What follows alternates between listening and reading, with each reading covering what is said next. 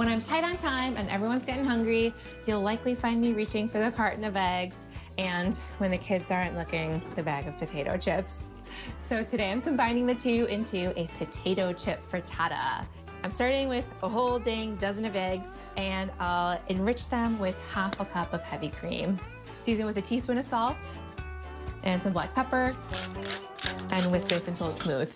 I like to get my eggs super homogeneous and smooth. I don't want to see any bits of yolk or egg white. This is looking great. I'll load up this frittata with 1 cup of roasted red peppers. I'll just fold these right in and then cook up my onions. I've got an oven-safe skillet here heating over medium heat. I'll add a good glug of olive oil. Good frittatas develop a great crust around the outside, and that's from not holding back with the olive oil.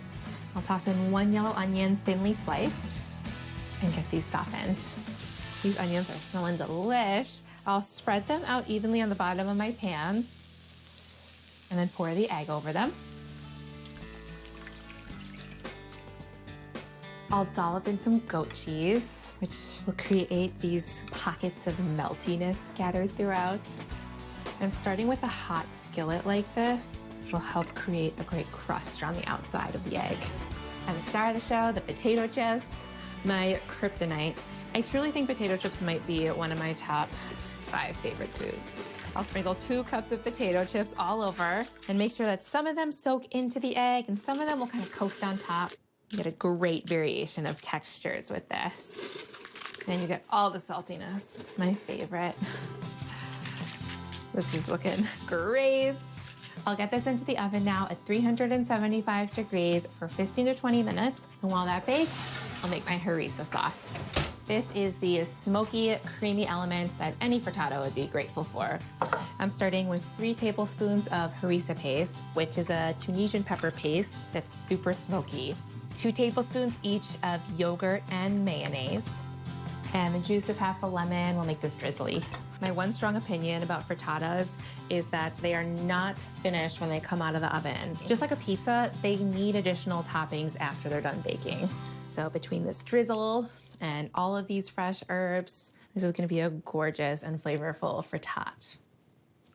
That's how the cool moms say it. Mix it around. That's gonna look great on the frittata. I'll get the frittata out of the oven. Oh, yeah. I can just see the textural excitement happening here. For a finishing touch, I'll start with a drizzle of my harissa. I'm unleashing my inner frittata artist. A good pinch of flaky salt and loads of fresh herbs. I have mint, dill, parsley, and cilantro here, which will add freshness and color. Black pepper, lemon wedges. This is so gorgeous. I almost don't want to dig in. Trying to get the perfect bite. A little goat cheese, a lot of potato chips, some herbs.